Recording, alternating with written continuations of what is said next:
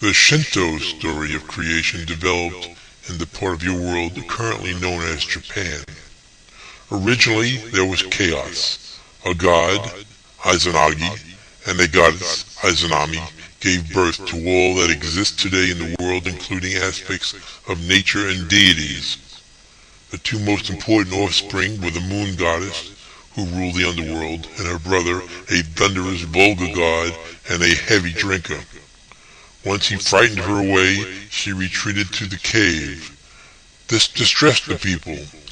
They held parties to entice her out and put up a horizontal bar on two posts that had birds to sing on it. This is the origin of the construction commonly seen as the symbol of Shinto. Neither of these means was successful. Finally, a giant mirror was placed at the mouth of the cave, and that induced her to come out. The brother was expelled from heaven. When an 8-headed virgin-eating dragon was menacing the people, he was the only one who could kill it. Izanagi got the dragon drunk on sake and cut off its heads. The sun and the moon gods still do not get along, thus we have day and night.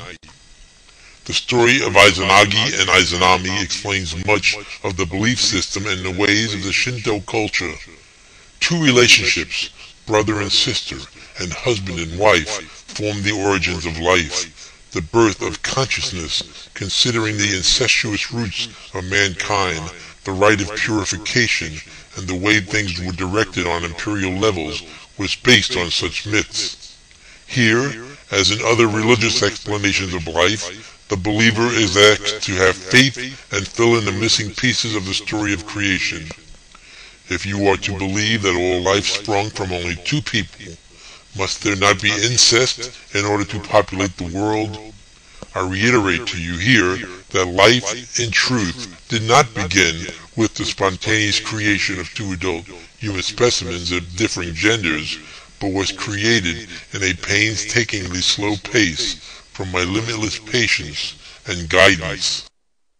The Buddha kept silent on the question of creation. In the religion of Buddhism, there is no first cause, but instead a never-ending cycle of birth and death. In the world there are many beginnings and many ends. Buddhism has no beginning or end. It is eternal. Even with this belief, there is no theoretical conflict for those Buddhists who believe that God came first. Buddha focused on suffering, and there was no problem if you believe in science or God. Some Buddhists do not care how life began. This knowledge does not end suffering. This knowledge only interferes with your focus on the important issues of living and gives you more to contemplate. Buddhists do not believe God can end suffering. Only the teachings of Buddha, through wisdom and acts of compassion, can help end suffering. In his entire life and in all his teachings, the Buddha never mentioned the one God of the desert.